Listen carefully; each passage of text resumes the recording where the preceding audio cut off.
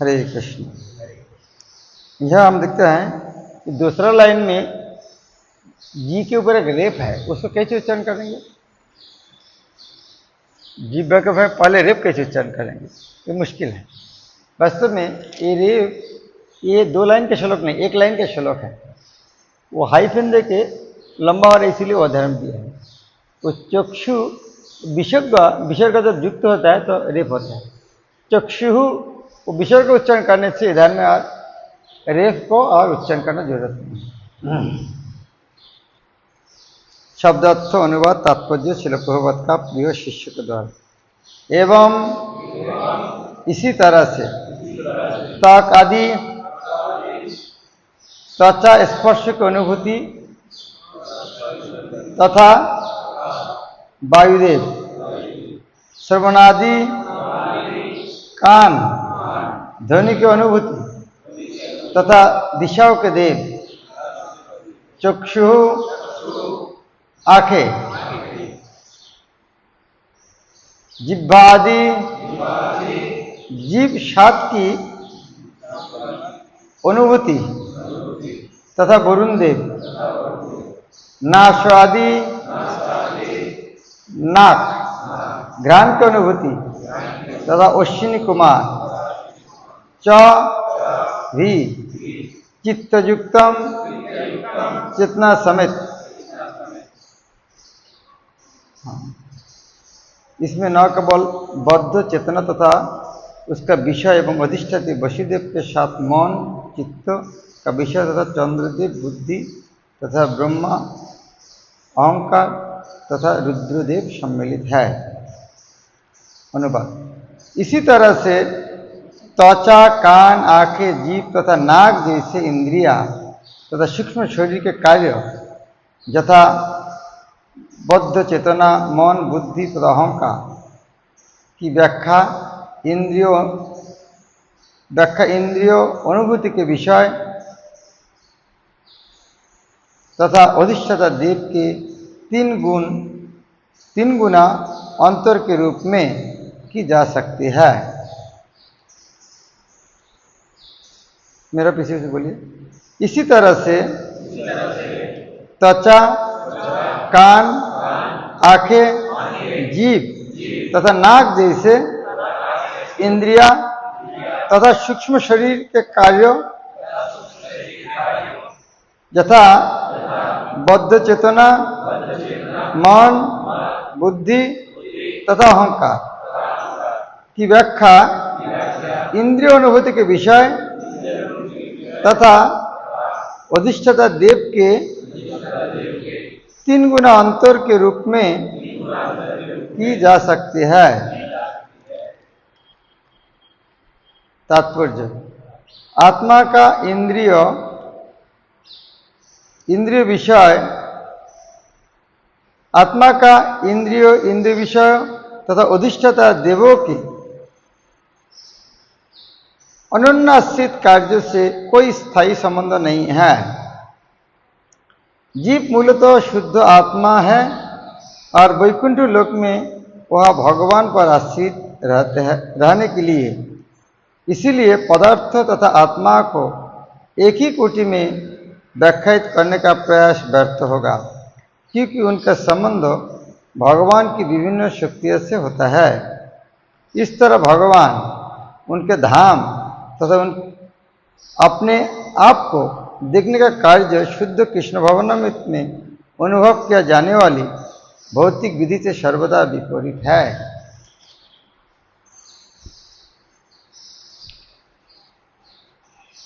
यह तात्पर्य समाप्त है। तो यह इतना जरूर क्यों है? जो चीज में ज्यादा आसक्ति है उसको छोड़ना उतना कठिन है।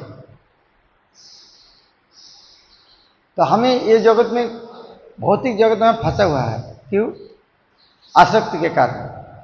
लेकिन जहां पर जितना आसक्ति है वह छोड़ना उतना कठिन है। जिस तरह रिश्तेदार का आदमी छोड़ सकते हैं, खुद का परिवार के लिए, परिवार को भी छोड़ सकते हैं। किसके लिए? खुद के लिए। ये प्रश्न का बहुत सुंदर उदाहरण दिया था। परीक्षित महाराज जब सुखदेव गोस्वामी पूछे थे, वो ब्रह्म विमोहन लीला के बाद बलराम विमोहित हो गया था, सब आश्चर्य हो गया। जो परीक्षित महाराज का प्रश्न है, स्वाभाविकता का माँ को बच्चा के प्रति प्रेम ज्यादा है, लेकिन खुद का बादशाह से कृष्ण के प्रति प्रेम ज्यादा है कैसे? ये तो हम ये पशु को भी देखते हैं, खुद का बच्चा के प्रति प्रेम ज्यादा है दूसरा बच्चा के प्रति, लेकिन वृंदावन में गोपी लोग खुद के बच्चे से कृष्ण को ज्यादा प्रेम करते हैं। कैसे संभव? तो सुखदेव गोस्वामी बहुत सुंदर उत्तर दे रहा है। तो पूछना है, कृष्ण सबका प्रिय क्यों? दूसरा का खुद के बच्चा से कृष्ण क्यों प्रिय? तो सुखदेव गोस्वामी कहता है, देखो हमें आकृष्ट होता है जो प्रिय वस्तु में, धन संबंध में आकृष्ट होता है, लेकिन ये धन संपद में क्यों आकृष्ट होता है? कि हमारे रिश्तेदार सब मिलके हमको सुख देगा, इसीलिए। लेकिन ये जो रिश्तेदार हैं, इसको इतना पसंद क्यों करते हैं? हमारे रिश्तेदार मुझको जितना आनंद देगा दूसरा को नहीं देगा, इसलिए रिश्तेदार को ज्यादा पसंद करते हैं, तो हमको आनंद देते हैं। तो हमारे शरीर में आनंद चाहते हैं, तो शरीर जो आनंद चाहता है, क्यों? तो शरीर भी अभी देखेंगे, यदि हमें कोई मारने के लिए आएगा तो हम क्या करेंगे? हाथ आगे देते हैं, इसका अर्थ है कि हाथ जाओ, हमको बचना चाहिए। तो उसी तरह हम शरीर से ज्यादा प्रेम करते हैं हमारे आत्मा को। हर व्यक्ति सबसे उनका प्रिय है उनका आत्मा, और क्योंकि हर व्यक्ति का प्रिय जब आत्मा है, तो आत्मा का परमात्मा जरूर प्रिय होगा। इसीलिए दूसरा का पुत्र से कृष्ण को प्रेम करना ये अस्वाभाविक नहीं है।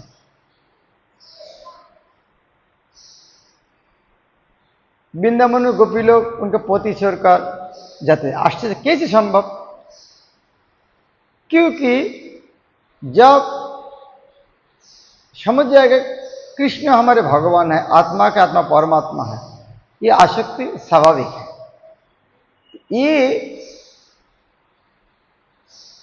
ये जानना बहुत जरूरी है।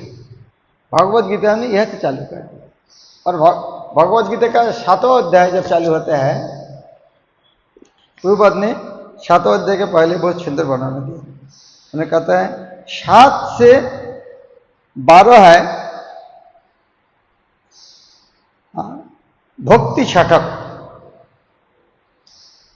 इस तरह उदाहरण दे प्रभुपाद, जिस तरह एक पुस्तक का ऊपर एक कवर नीचे एक कवर और वस्तु रहता है 20 में, उसी तरह पहले 6 अध्याय कर्म षटक, लास्ट 6 अध्याय ज्ञान षटक, और 20 में है भक्ति षटक। और भक्ति का शुरू होते हैं पहले 7 नंबर अध्याय से। तो 7 नंबर अध्याय से भगवान ने क्या कहता है?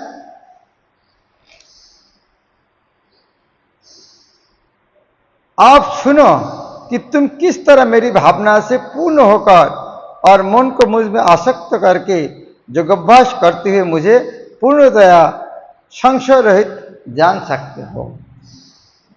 तो भक्ति जो शुरू हुआ है, भक्ति करने के लिए किसके भक्ति करें? भगवान। तो उनको जानना चाहिए। तो जानने के लिए अभी कृष्ण बोलता है, अब मैं तुमसे पूर्ण रूप से व्यावहारिक तथा दिव्यज्ञान करूंगा। ज्ञानम तेम सविज्ञानम इदम, तुम्हें ज्ञान के साथ विज्ञान भी दूंगा। ज्ञान, विज्ञान शब्द अर्थ क्या? उपलब्ध ज्ञान।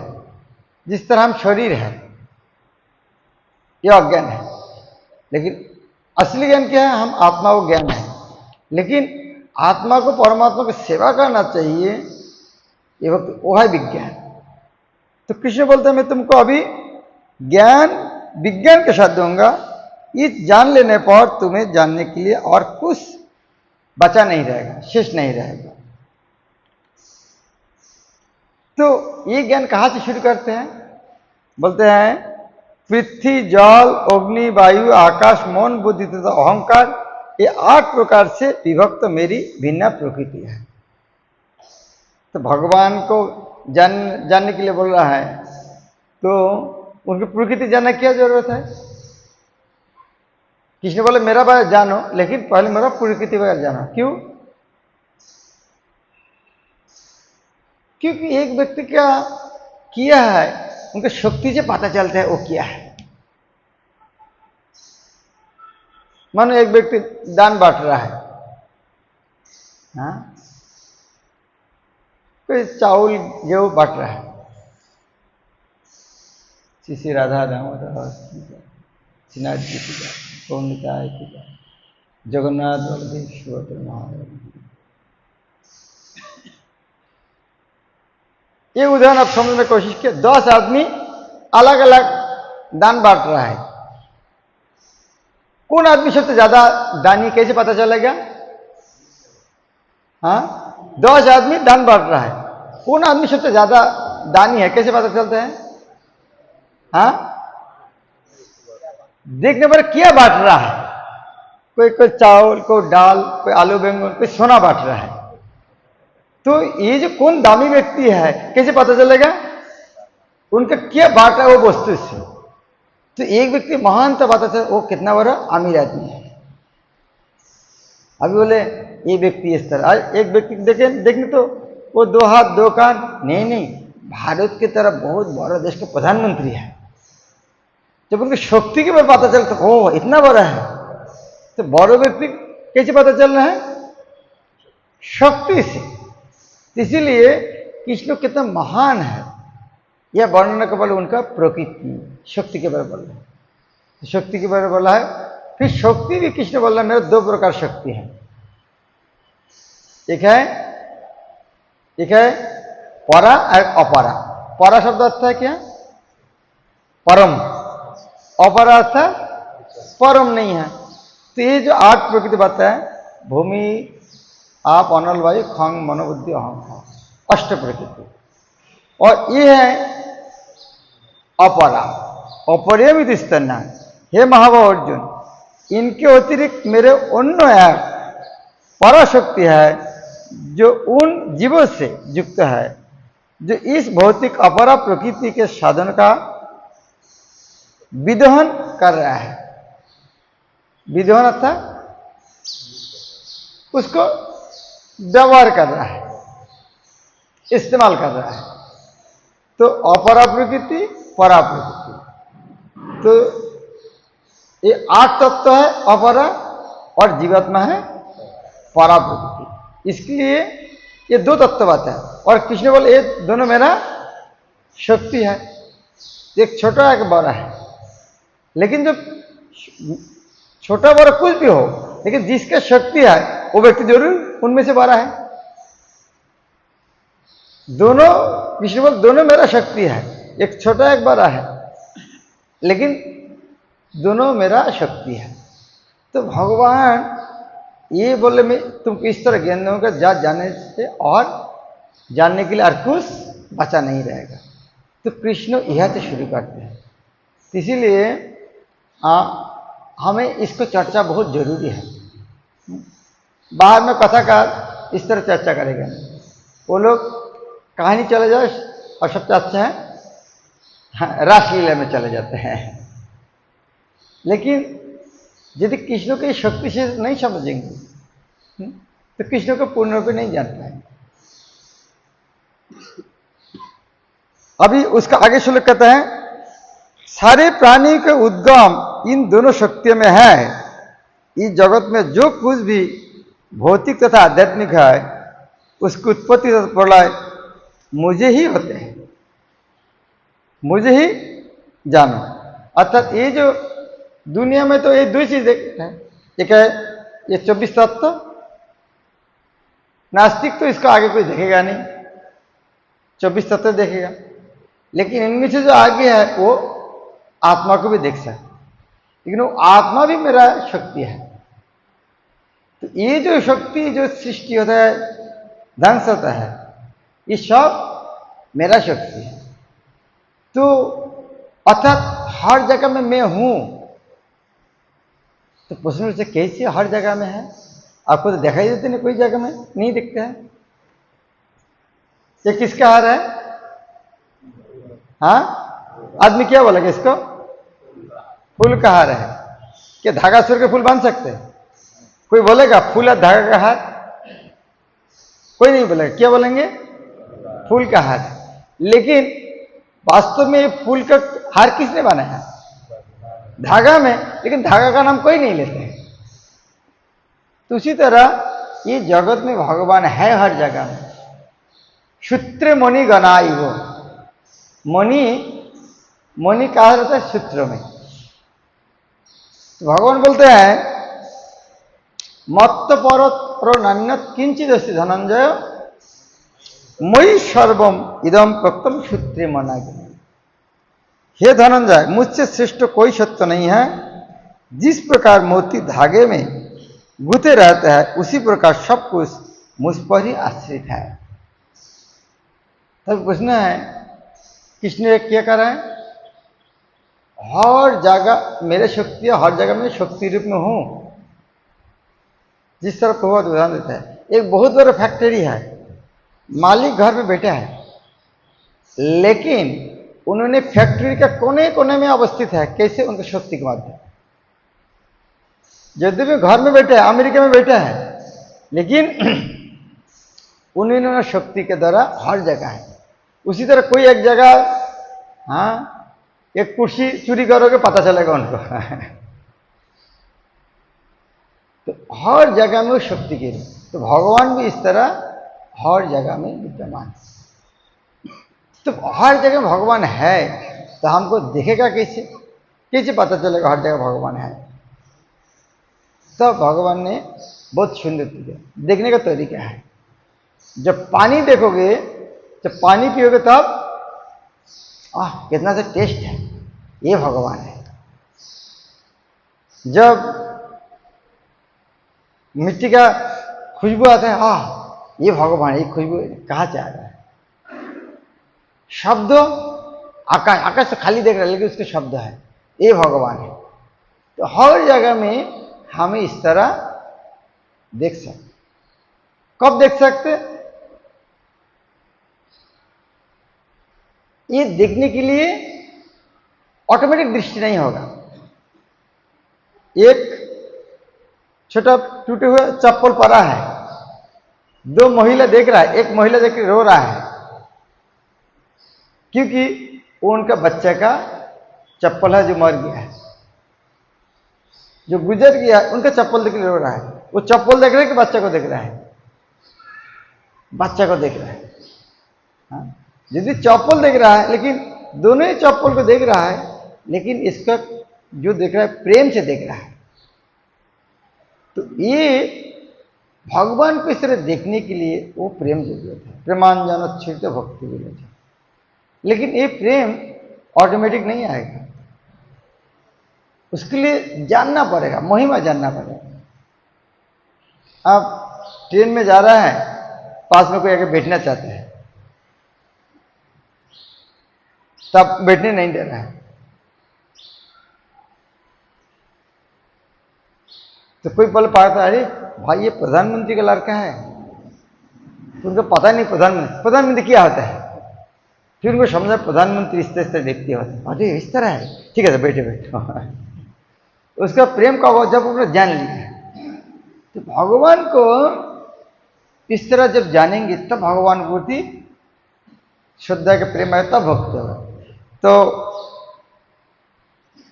आगे कृष्ण ने समझाते हैं, भाई यदि इस तरह है भगवान हर जगह में है, हमको पता नहीं है। और ये भौतिक 8 तत्व है, ये अपरा है, हम तो परा है, लेकिन हमें भूला कैसे? हम तो परा शक्ति है। भगवान जो हर जगह में है उसको क्यों नहीं देख पा रहा है? आप जो बोला है रस के अंदर में हूँ, आकाश में शब्द हूँ, चंद्र सूर्य का ज्योति में हूँ, हमको समझ में क्यों नहीं आते हैं? उसके उत्तर कृष्ण बोलता हाँ, इसके कारण है ये मेरा ये जो प्रकृति 3 गुण से चल, सत्व रजो तमो, ये 3 गुण चलते हैं, तो वो 3 गुण से फंसा हुआ है। क्योंकि वो मेरा शक्ति है, इसलिए उसको अतिक्रम कोई नहीं कर सकता। एक पुलिस है, छोटा आदमी है, वो एक बड़ा आदमी को पकड़ करके लेके जा सकती है, तो सरकार द्वारा अनुमति है। यदि प्रकृति है सत्व रजो तमो गुण से, तो भगवान का प्रकृति है तो किसी को पकड़ ले सकते। तो अभी हम जीव है, भगवान को हम नहीं जान पा रहे हैं, वो बाधा कौन डाल रहा है? जरा प्रकृति। तभी यदि हमारे जीवन को सफल करना चाहते, क्या करना चाहिए?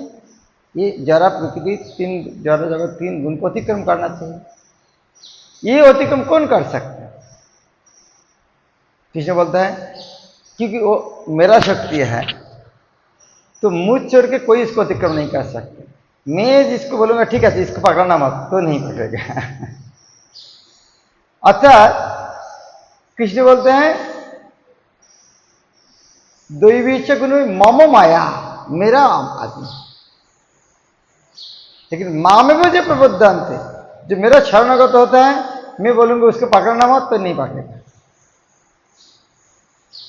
लेकिन इस तरह जो सिस्टम है, जो इसको जान पाते हैं और उस तरह काम करते हैं, उसका सुकृतिवान, कृति अर्थ है कर्म से आता है, जिसको कृति अर्थ है सुकृति बोलते हैं। और जो बुरा काम है उसका नाम दुष्कृति। इसका नहीं है दुष्कृति का बुद्धि कम है, टेररिस्ट की बुद्धि कम है, नहीं है, उसका दुष्कृति बोलते हैं। तो कृष्ण वर्णन कर रहा है ये जो मुझको जो जान पाता है इस तरह है वह सुकृतिवान, जो नहीं जान पाते हैं वो है दुष्कृति। ये भी दुष्कृति में 4 प्रकार होता है। कौन सा?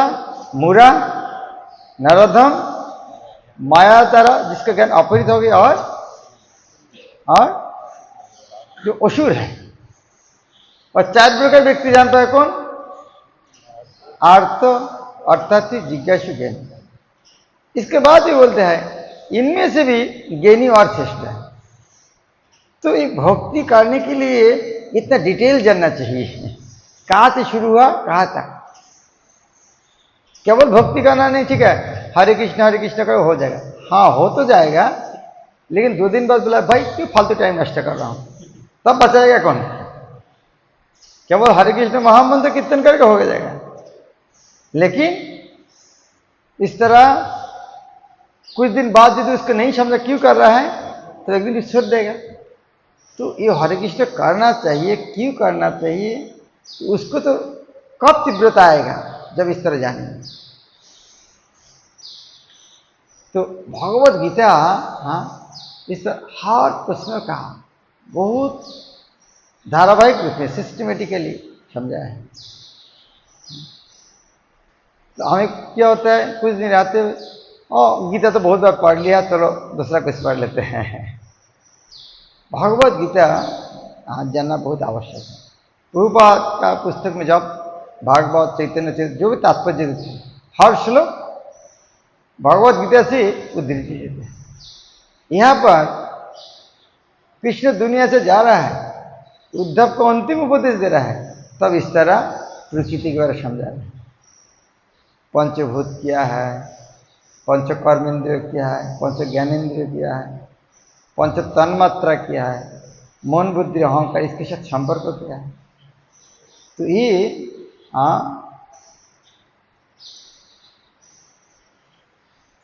पहले जो मैं श्लोक बोला वो चैतन्य चैतन्य का सिद्धांत तो जाननी चाहिए जितने ना करो अलस। सिद्धांत तो ये जानने के लिए आलसी नहीं करना चाहिए। क्या हम पंडित होने के लिए आए हैं? नहीं। सिद्धांत जानने से क्या होता है?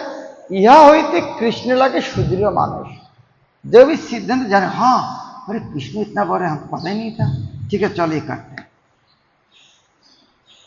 इसलिए कृष्ण के बारे सुनना बहुत जरूरी है। आज श्रील प्रभुपाद ने सारा जगत में कृष्ण का इस तरह वर्णना किया है, इसीलिए सारा जगत कितना कल्याण है। तो हमें को भी एक ही काम है, इस तरह भगवान कृष्ण का महिमा कीर्तन करना है। श्रीमद् भगवद गीता, श्रीमद् भागवतम, चैतन्य चैतन्य ग्रंथ भगवान के इस तरह महिमा से पूर्ण। हरे कृष्ण। किसी को कोई प्रश्न है?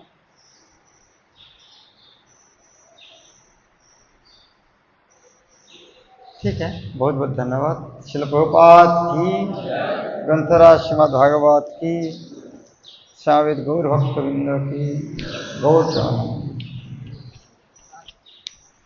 आज रामानंद राय का भी तिरुभाग्य है। हरे कृष्ण। प्रभु ने आदेश किया आज रामानंद राय का आविर्भाव तिथि कुछ बताना। रामानंद राय हैं कृष्ण लीला में विशाखासुर। जिस तरह राधारणी का राइट साइड में ललिता, लेफ्ट साइड में विशाखा हमेशा, उसी तरह कृष्ण जब राधारणी रूप में आया है वो दो भक्त ललिता स्वरूप दामोदर रूप में और विशाखा रामानंद राय रूप में हमेशा है चैतन्य महापुरुष शब्द। इन्होंने उड़ीसा का था, उनका पिता का नाम था भवानंद। भवानंद का पास पुत्र था। तो चैतन्य महाप्रभु ने कहा ये भवानंद है पांडु और पांडु का पास पुत्र है। यद्यपि भवानंद बड़ा है लेकिन वो है अर्जुन थोड़ा आगे पीछे हो गया। तो ये पांडव, पंच पांडव। ये रामानंद राय राजा प्रतापरुद्र का राजत्व में उनका वहाँ राजमंड्री का गवर्नर थे। एक राजा भी है, गवर्नर भी है, क्षुद्र राजा का से नौकरी कर रहे हैं, फिर राज कर रहे हैं, गवर्नर। तो उनने पहले से बहुत बार भक्त थे और सार्वभौम भट्टाचार्य बहुत बार पंडित थे, लेकिन पंडित होने के कारण उनको भक्तों को लगता है ये इमोशनल सेंटिमेंटल आवेग प्रबल लगता था, उसका तो मूल्य नहीं देते। जब चैतन्य महाप्रभु जब गया तो चैतन्य महाप्रभु के सान्निध्य में जब सार्वभौम भट्टाचार्य से पता चला जी भक्ति इस तरह होता है और रामानंद राय इस तरह भक्त में इसको पहचान नहीं मिला, तो बोले आप तो दक्षिण भारत जा रहा है, जरूर रामानंद राय से मिले। तो महाप्रभु गया, एक वृक्ष के नीचे बैठ के भगवान का नाम जप करा था, हरे कृष्ण कृष्ण कृष्ण हरे हरे, हरे राम राम राम। उसी टाइम राजा गवर्नर रामानंद राय पालकी में करके स्नान करने गया सरोवर में, और साथ साथ बहुत सारे ब्राह्मण वाद्यकार। दक्षिण भारत में ये संस्कार अभी भी प्रचलित है, स्नान करना एक उत्सव भी है। वह स्नान करने के समय बहुत सारे मंत्र उच्चारण करना ब्राह्मण है। तो दूर से चैतन्य महाप्रभु जब देखा तो उन्हें समझ के यही रामानंद यही होगा, लेकिन इन्होंने सन्यासी है, सन्यासी को तो उनके पास जाना चाहिए, नहीं तो ये मर्यादा लंघन होगा। तो रामानंद राय उनके पास आया, प्रणाम किया, तो दोनों जब पहला बार मिलन हो गया, एक तो दूसरे समझ गया, तो रामानंद राय को ने कहा, दोनों का भाव में विकार आ गया, लेकिन आसपास जो है वो आदमी तो इसका समझ में नहीं आता है, भाई एक सन्यासी इस तरह क्षुद्र राजा को पकड़ क्यों रो रहा है। तो महाप्रभु ने उनका ये भाव संभालन करके रामानंद ने कहा, आप रात में आ जाओ, हम एक साथ चर्चा करें। तो रात में रामानंद राय आया महाप्रभु के पास। वहाँ रामानंद राय के साथ चैतन्य महाप्रभु की चर्चा हुआ है। चैतन्य चरितामृत में मध्य लीला 8वां अध्याय विस्तारित वर्णन है। वहाँ चैतन्य महाप्रभु रामानंद राय की प्रश्न पूछने लगे।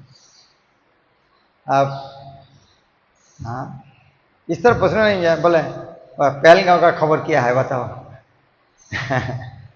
ये आध्यात्मिक जीवन का उद्देश्य क्या है, सर्वश्रेष्ठ धर्म क्या है। तो रामानंद राय ने और बोला, शास्त्र ये जीवन को उद्देश्य बताओ, शास्त्र से उद्धृति देकर। तो चैतन्य महाप्रभु बोला, तो रामानंद को उत्तर दिया, बोले ठीक है, यह बाह्यिक चीज है, और क्या बोला। फिर एक शास्त्र से और एक श्लोक बताया, बोले ये भी बाह्यिक है, आगे बताओ। फिर शास्त्र से और श्लोक, शास्त्र में ये बोले करना चाहिए, नहीं ये भी बाहर का है, आगे और आगे कुछ बताओ। तो फिर और एक श्लोक सुना, बोला ये है, आगे कहो, और फिर आगे कहो। तो ये फिर आगे श्लोक, यह उनमें से अच्छा है, और आगे कुछ है बात। फिर दूसरा श्लोक बताया, यह उत्तम, इसके बारे में और जो आगे कुछ है वो बताइए। इसी तरह जीवन का उद्देश्य क्या है। रामानंद राय से महाप्रभु प्रश्न पूछ रहे, रामानंद से मुक्त, और रामानंद आश्चर्य, मैं क्या बोल रहा हूँ, ये तो मैं नहीं समझ, मैं क्या बोल रहा हूँ। तो महाप्रभु मेरा अंदर से बोला रहा है, तो खुद आश्चर्य हो गया। तो ये महाप्रभु का शिक्षा का टेक्निक है, कौशल है, खुद ने नहीं बोल रहा है, उन्होंने दूसरे का मुख से सुन रहा है। और एक चीज शिक्षा दे रहा है, महाप्रभु स्वयं सन्यासी होकर एक क्षुद्र राजा के पास सुन रहा है भक्ति किया है। ये भी सीखना चाहिए। भक्ति सीखने के लिए छोटा बड़ा कुछ नहीं है। अब सन्यासी केवल ज्ञान दे सकते नहीं, गृहस्थ सन्यासी को ज्ञान दे सकते। जो कृष्ण भक्त है वही सर्वश्रेष्ठ है। किबा शूद्र किबा ज्ञानी निशिकाना ना। पहली लाइन क्या है,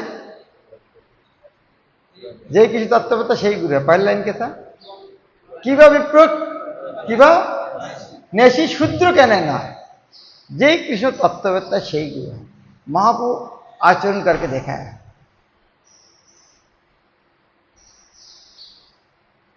और महाप्रभु ने वहां बोले, तुम्हें नौकरी छोड़कर आ जाओ, मैं दक्षिण भारत घूम के जगन्नाथपुरी जा रहा हूँ, हम दोनों एक साथ मिलके हम कृष्ण भक्ति का रस में आजीवन डूबा रहेंगे। आया रामानंद आया, इधर में स्वरूप दामोदर भी वाराणसी से गया। ये तीनों मिलके सारा दिन रात केवल ये भगवान की चर्चा करते। तो ये इसको विस्तृत वर्णन चैतन्य चरितामृत है। चैतन्य चरितामृत में इतना सुंदर वर्णन है, अब कल्पना नहीं कर सकते कितना सुंदर है। क्योंकि डरते भाई चैतन्य पोस्ट ग्रेजुएट है, यह पहले कैसे पढ़ेंगे। ये बात सही है, लेकिन जब आप चैतन्य महाप्रभु के स्वयं कृष्ण रूप में स्वीकार किया है तब पढ़ सकते। जिन्होंने चैतन्य महाप्रभु कृष्ण रूप में स्वीकार किया नहीं, उनके लिए समस्या होगा। लेकिन जो स्वीकार किया चैतन्य महाप्रभु स्वयं कृष्ण है, तब आप चैतन्य चरित्र पढ़ सकते। आप देखेंगे कितना मजा है। किसके पास चैतन्य चरित्र है नहीं, हाथ उठाइए। नहीं किसके पास नहीं, अलग हाथ देखना चाहता हूं। किसके पास नहीं है, किसके पास है नहीं, हाथ उठाइए। ये होना आवश्यक है। मंदिर से आप ले सकते हैं। कितना कॉस्ट है, हाँ कितना 2500 3000 नहीं नहीं चैतन्य चरितमृत 35 3500 2500 इतना कम है। अलग अलग मंदिर 3500 है। हाँ हिंदी 3500 ना। हाँ 3500 है। गुजराती 2500। यदि 1000 बचना चाहता है तो गुजराती भाषा सीखना है।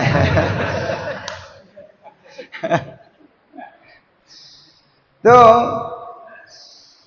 ये पैसा वाली बात नहीं है। विष्णु गोपीनाथ को पैसा एक बार देना पड़ेगा, इंस्टॉलमेंट में दीजिएगा चलेगा, इंस्टॉलमेंट दे सकते। यदि कोई बोलेगा मेरे पैसा नहीं है, विष्णु गोपीनाथ को दे दे। लेकिन ये पुस्तक आपको पास रखना चाहिए। आप यदि रखेंगे तो बोला भाई ये पुस्तक इतने दिन क्यों नहीं पढ़ा।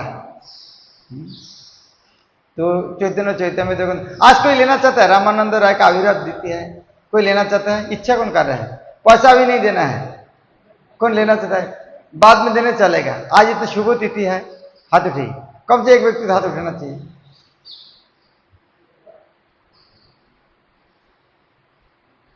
एक व्यक्ति नहीं। हाँ हरि बोल, क्या नाम? हाँ अभय। तो हाथ उठाने इतने भय क्यों है? हाँ तो अभय को बोलेगा चैतन्य चैतन्य। कब लेगा? अभी ठीक है, अभी बुक टेबल में है। हाँ तो दे दो। हरे कृष्ण, बहुत अच्छा दिन मिलेगा। और कोई लेना चाहता है? अच्छा 10 बजे खोलेगा, तो आप 10 बजे तक रहेगा ना? ठीक है, प्रसाद के बाद आप लेना। और कोई है? ये तिथि साल में एक बार आएगा। रामानंद राय के साथ जो चर्चा है। हाँ किसी को लेना तो महाराज साइन करेंगे। हाँ अब हाथ गए नहीं, और कोई नहीं, केवल एक। ठीक है, कम से कम एक तो। हाँ हरे कृष्ण, क्या नाम? गौतम। गौतम प्रभु की जय, अभय प्रभु की जय। 2 और एक 3 होना चाहिए। और कौन? 3 तो होना चाहिए।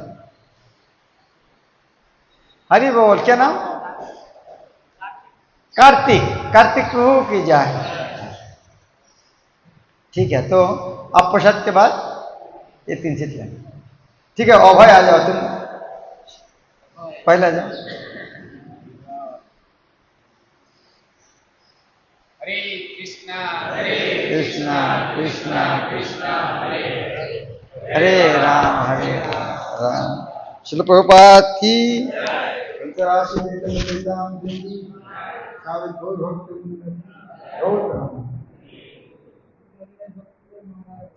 भक्त